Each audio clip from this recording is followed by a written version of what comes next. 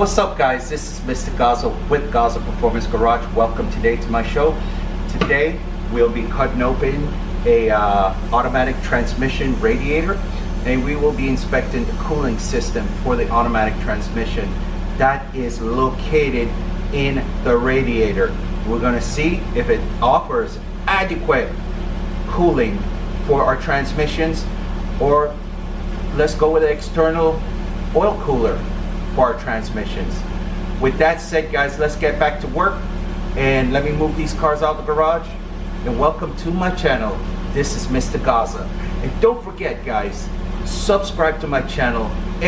Every month on the 19th we have a drawing of $100 per one lucky winner, and that's put the Sc400 in the comment section of the video or any of my videos, and you'll be entered to get the $100 every month on the 19th. Don't forget to subscribe to this channel and hit that notification bell for all new videos and everything coming up on the Gaza Performance Garage. With that said, guys, let's get to work.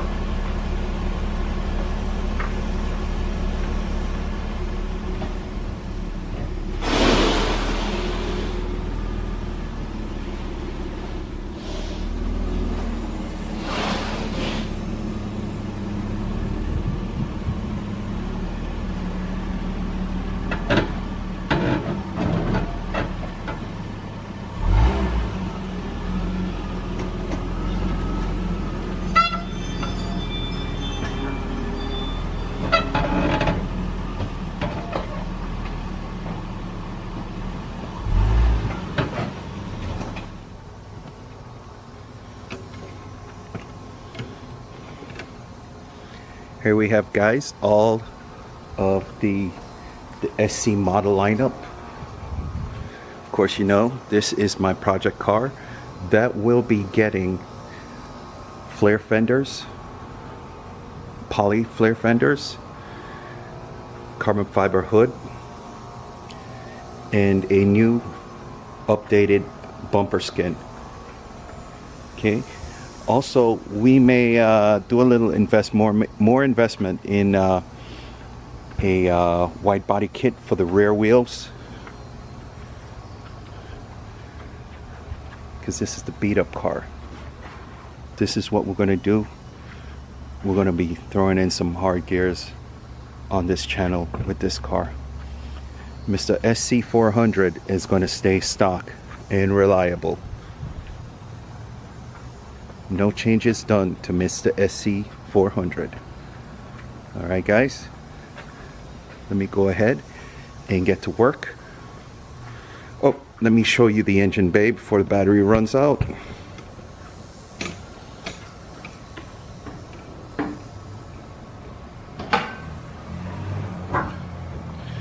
Okay,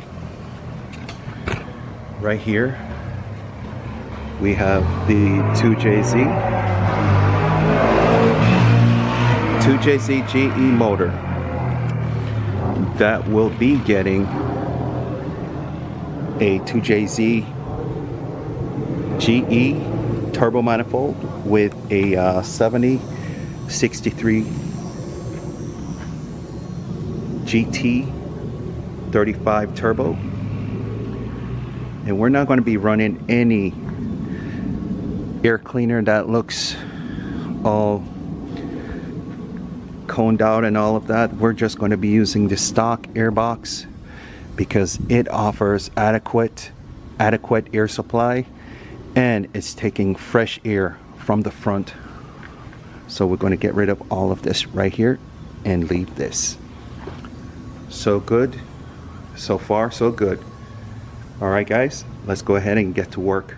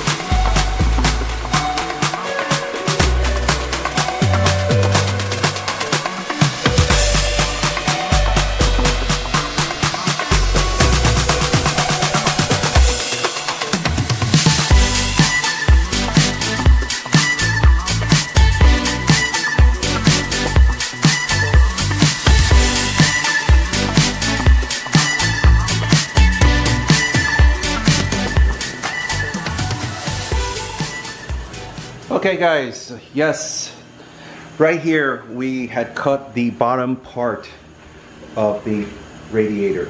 Okay, now we're gonna learn something about a radiator if anybody does not know. Okay, and apparently the brass radiator that they have as an option if you don't want to get the let's see here.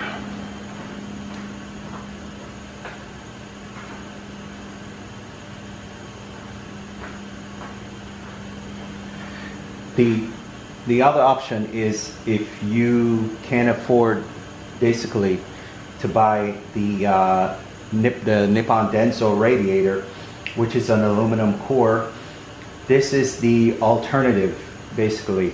It's slightly cheaper, but it's I think it's a little bit stronger, but stronger meaning not good, because when this contracts, expands, it creates cracks along the seams. Okay, with the aluminum radiator with a plastic bottom, the plastic is good, it will expand with the aluminum and the seals are permanent. Okay, I know they last a long time basically, the plastic and aluminum radiators, just as long as this. But right here, let me zoom in a little bit.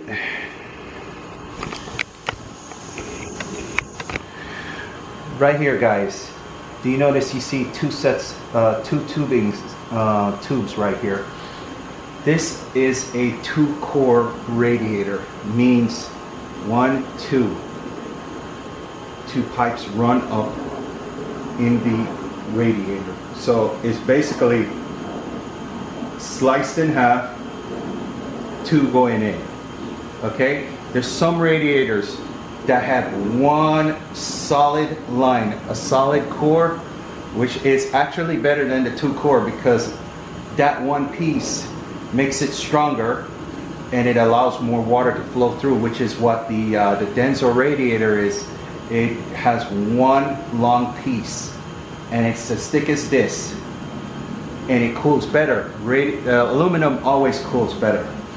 Okay, this is where you usually have your clogs along here that goes up, but this is the side where the cool water comes down. So if I am positive that if I have the chance one day to cut this open, I will see blockage on the top part of this radiator. Okay, because the radiator is painted black. The paint also aids in keeping in all of the heat.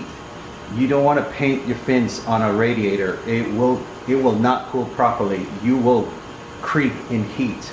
Okay, and that's what was happening with my car. It was going above 180.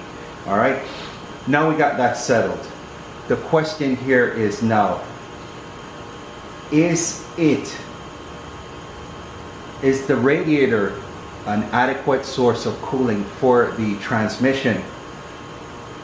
We will find out right now. This is the bottom half of the radiator and these are the tubes. I cut them off like this. This is what I get. Okay, what you're gonna see will shock you.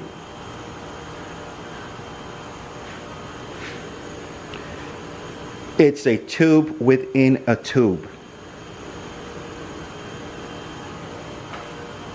Okay, this is a tube within a tube.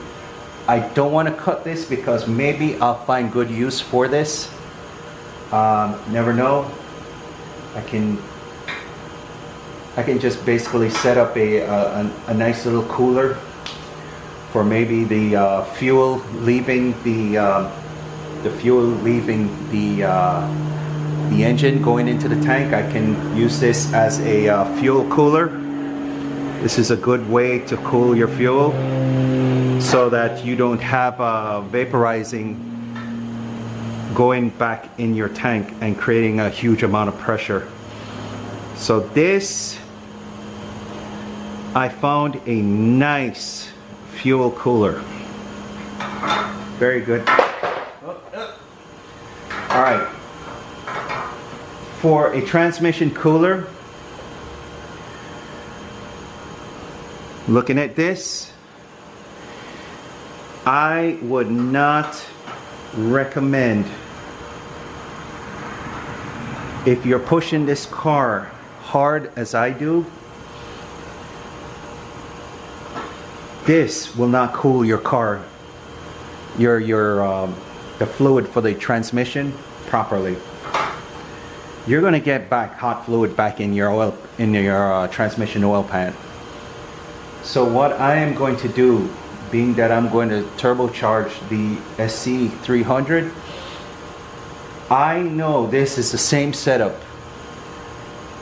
in all radiators. I have a gut feeling this is how it is.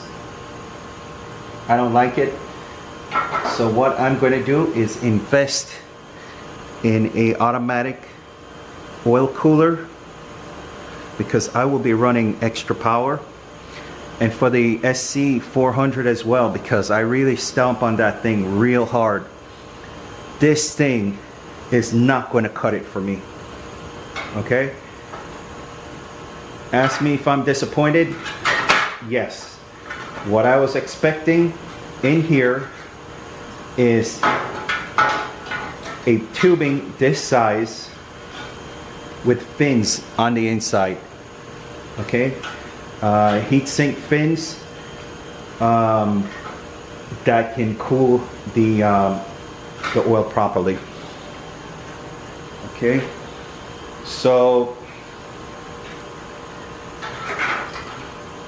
invest in a good transmission oil cooler, because this, I mean, don't get me wrong, this is good for the guys that drive to the supermarket and come back home. They don't even probably push their car past 3,000 RPMs.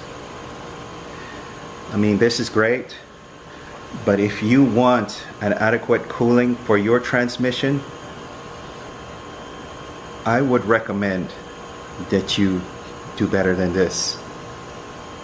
This is very interesting. I've never seen this before. I have never seen anybody on the internet. I've never seen anybody on the internet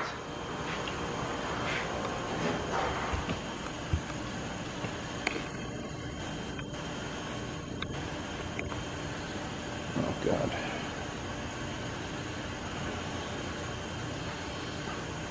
Okay guys, here we found out what we've been looking for.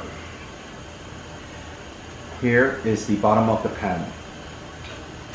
Alright, we have discussed all of this.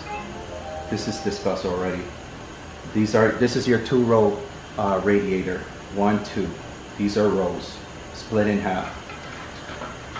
With this now, cooling your transmission, your automatic transmission, and you're flooring it really hard every day, Monday through Friday, going to work or playing in Mexico, this is not going to do good for you. It seems very nice. It's very clean.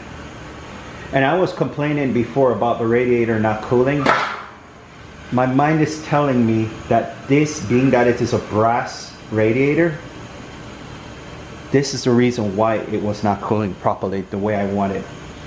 Because right now my radiator is cooling at 168 degrees. This was always going at 180 degrees. This is not good. My recommendation for you is not to get the brass radiator as an alternative for your car. Okay? Always get the Nippon Denso radiator that is recommended. The aluminum releases more heat And in turn, halfway, I would say halfway through, it already loses 80% of the heat. And by the time it reaches here, it should be at least 70 or no, I would say 90 degrees. And being how this is, you need maximum cooling. You're gonna have transmission failure, all right, if you push your car. Yes, thank you for watching this video on a cooling process on the car, on your engine, and also the cooling. The four-wheelers going by. Listen, yes, thank you for watching this video on the cooling process on the automatic transmission, and also the performance as well on your radiator and what radiator you need to buy. Remember, if you're going to go brass on a radiator, which this car has two choices, which is one is on the affordable side and one is kind of like on the expensive side, it is recommended that you go ahead and do the expensive side, because a 2JZ or a 1JZ or a 1UZ motor, let's face it guys, these motors are not affordable, okay? All right? And also, the 1JZs are no longer dime a dozen anymore. They're all imported. So, do not recommend anything like that radiator. I'm glad I took it out. Okay? That oil cooler for the transmission is a no-no when it comes to performance. That will not cool the oil. It will never cool the oil the way it's supposed to. And this is why we have major transmission failures coming to us, and we don't know why. But there you know, there it is guys. This is the reason why. A tube within a tube style cooler is not good. It needs to be a tube and fin cooler. Alright? Also guys, coming up video, we'll be changing the fuel pump on the Sc400. This is a 255 liters per hour fuel pump, which means that it's a must when it comes to a turbocharged unit you are going to put on your car. Turbocharged cars need all the fuel it can get, or else you're going to create a drop, or when you get an adjustable fuel pressure regulator, it will create so much resistance and stress that it will actually cause your fuel pump to overheat, and then you will have a breakdown. So stay tuned guys for this video coming up on replacing the fuel pump and also tricking or deleting the ECU for the fuel pump. You do not need an ECU for the fuel pump when you're doing a turbocharged unit, okay? You don't need up and down. You need straight flow, all right? Thank you guys. Don't forget, subscribe to my channel and put Sc400 in the comment section below, and then you will enter to win $100 every month per one lucky winner. Okay, so come on in.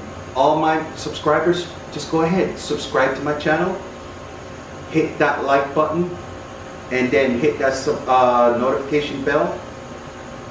What you do is share with all of your friends and let me know all the people that you share with. You have a chance to win $100. I gave away $100 already on the 19th to a lucky winner, and she is a girl, a lady. Congratulations on that first time winner on the Gaza Performance Garage. Thank you very much. You guys have a wonderful day. Thanks for watching my video.